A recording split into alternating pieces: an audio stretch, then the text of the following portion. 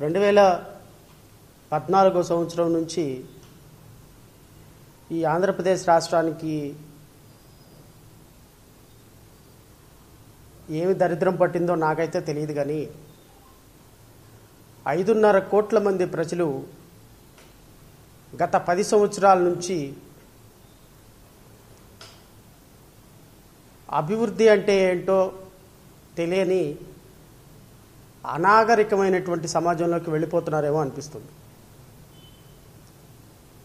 కట్టుబట్టలతో 2014లో తెలంగాణ నుంచి బయటికి తోసేసి 6,000 కోట్ల రూపాయల ద్రవ్య లోటుతోటి ఆంధ్రప్రదేశ్ రాష్ట్ర బడ్జెట్ మొదలుపెట్టినప్పుడు కేంద్ర ప్రభుత్వం హక్కుగా 2014 చట్టంలో మనకి పొందుపరిచినటువంటి కొన్ని అంశాలు ఎందుకనో కేంద్ర ప్రభుత్వ అలసత్వం కావచ్చు, రాష్ట్ర ప్రభుత్వ అడగలేనితనం కావచ్చు, 5.5 కోట్ల మంది ప్రజలకి శాపాలుగా మిగిలిపోతున్నాయేమో అని అనిపిస్తుంది. నిజంగా జరుగుతున్న పరిణామాలు చూస్తుంటే జై భీమరావు భారత్ పార్టీ అత్యంత విచారాన్ని వ్యక్తం చేస్తుంది. ఇలాంటి పరిణామాలు ఈ రాష్ట్రానికి, రాష్ట్ర ప్రజలకి మంచిది కాదు. నిన్న మధ్యాహ్నం నుంచి honourable finance minister for the central Nirmala Sitharaman ప్రవేశపెట్టిన బడ్జెట్ దగ్గర నుంచి నిన్న సాయంత్రం నుంచి జరుగుతున్నటువంటి నాటకీయమైనటువంటి పరిణామాలు, నిన్న సాయంత్రం నుంచి ఈ రాష్ట్ర ప్రజలని మోసం చేసే విధంగా, ఈ రాష్ట్ర ప్రజల భవిష్యత్తుని ఒక అంధకారం చేసే విధంగా రాజకీయ నాయకులు, విశ్లేషకులు మాట్లాడటం అనేది నిజంగా చాలా చాలా బాధ అనిపిస్తుంది. ఇది రాష్ట్ర ప్రజలకి మంచిది కాదు. ఈ విధమైనటువంటి తప్పుడు ప్రచారాలు, జరుగుతున్న అన్యాయాన్ని ప్రశ్నించకుండా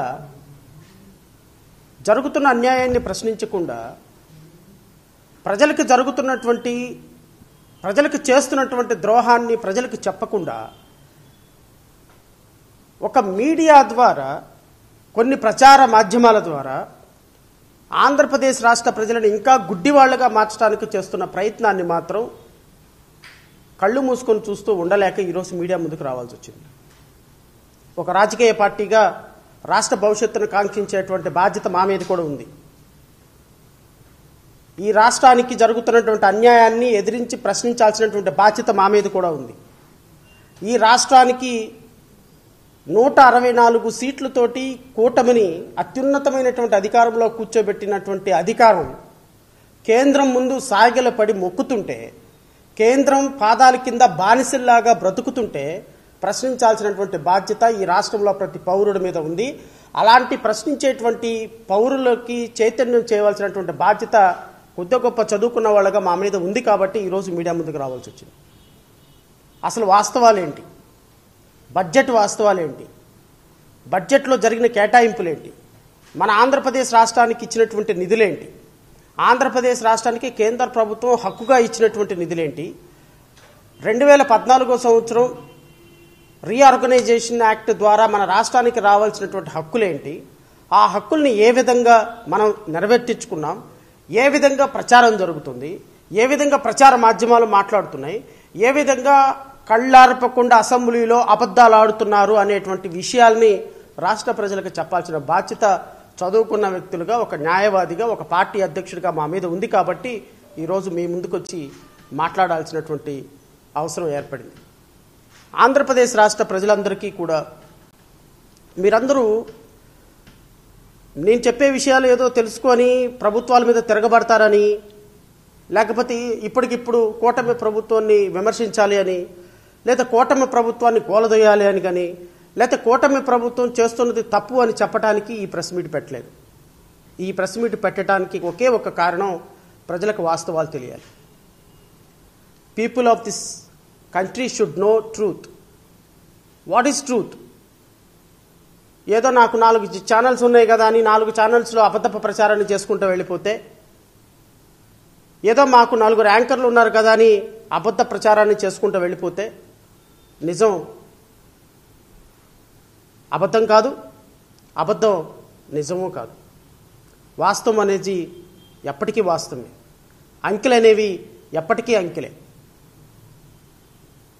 నిన్న బడ్జెట్లో కేటాయింపులు జరిగిన విధానం పట్ల ఆంధ్రప్రదేశ్ రాష్ట్రంలో అత్యంత ప్రముఖులుగా ఉన్నటువంటి వ్యక్తులు మాట్లాడినటువంటి విధానాన్ని బట్టి వాళ్ళది ఒక్కసారి మాట్లాడిన తర్వాత నేను ప్రజలకు వాస్తవాలు చెప్పడానికి ముందుకొస్తా.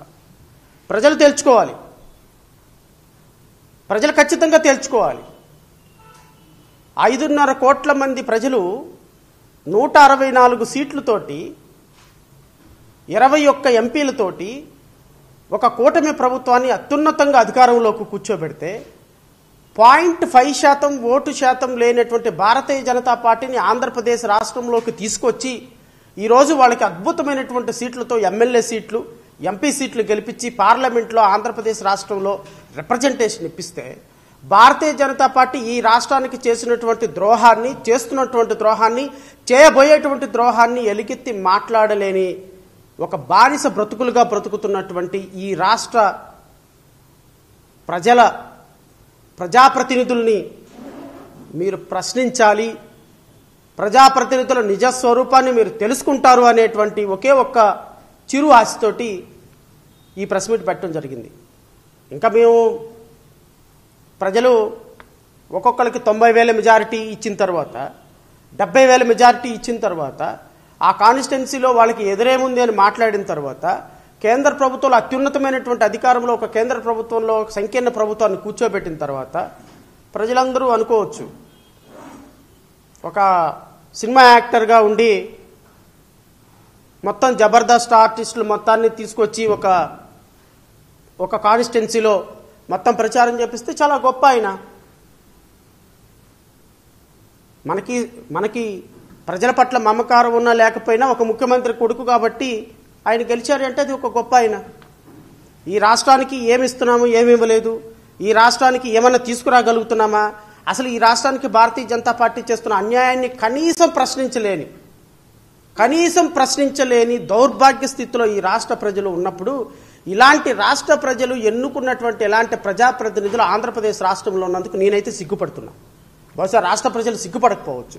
ఎందుకంటే రాష్ట్ర ప్రజలకు కావాల్సింది ప్రజాప్రతినిధులు మంచోళ్ళే ఉండాల్సిన అవసరం లేదు, ప్రజాప్రతినిధులు పోరాడాల్సిన అవసరం అంతకంటే లేదు. ప్రజాప్రతినిధులు నెలకు ఒక ఓటుకు 5,000 రూపాయలు ఇచ్చి అదిగో వాళ్ళకి కావాల్సినటువంటి అన్నీ చేసి అయ్యో అని ఒక ఎమోషనల్ కనెక్టివిటీ ఉంటే రాష్ట్ర ప్రజలు ఓటేసేస్తారు.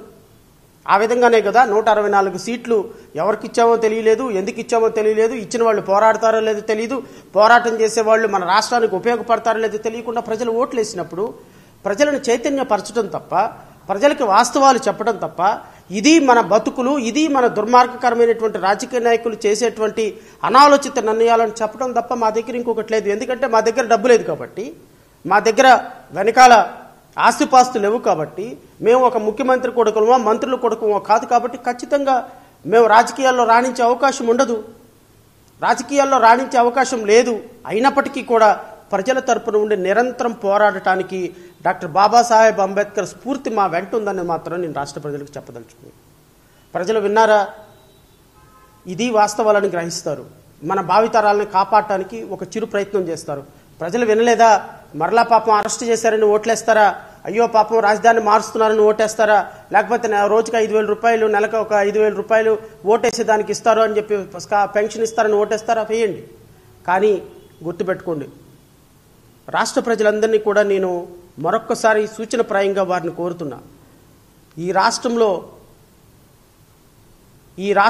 30 లక్షల మంది నిరుద్యోగులు కేవలం తల్లిదండ్రుల అనాలోచిత నిర్ణయాల వలన, కేవలం తల్లిదండ్రులు పొలిటికల్ పార్టీల ట్రాప్లో పడిన కారణంగా 30 లక్షల మంది నిరుద్యోగులు హైదరాబాద్, పూణే, బెంగళూరు, చెన్నై వెళ్లి 5,000కి 10,000కి బతుకు జీవుడా అని బ్రతుకుతున్నారు.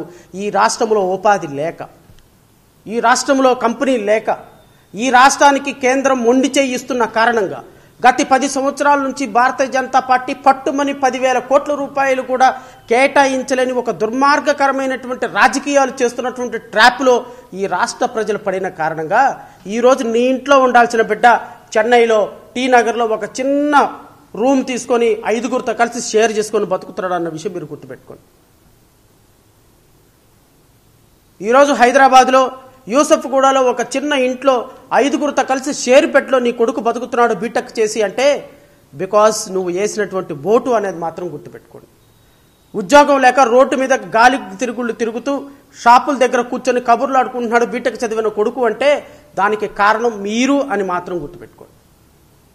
బీటెక్ చదివి, ఎంటెక్ చదివి, బీఈడి చదివి, ఎంఈడి చదివి గ్రూప్ 1 ఉద్యోగాలు, గ్రూప్ 2 ఉద్యోగాలు లేక పిల్లలు రోడ్ల మీద ఆకతాయితనంగా మీరిచ్చేటువంటి 5,000కి 10,000కి బతుకుతున్నారు అంటే తీసుకొని కేవలం మీరు ఆలోచించే నిర్ణయం అని చెప్పేసి మాత్రం ఆలోచించండి.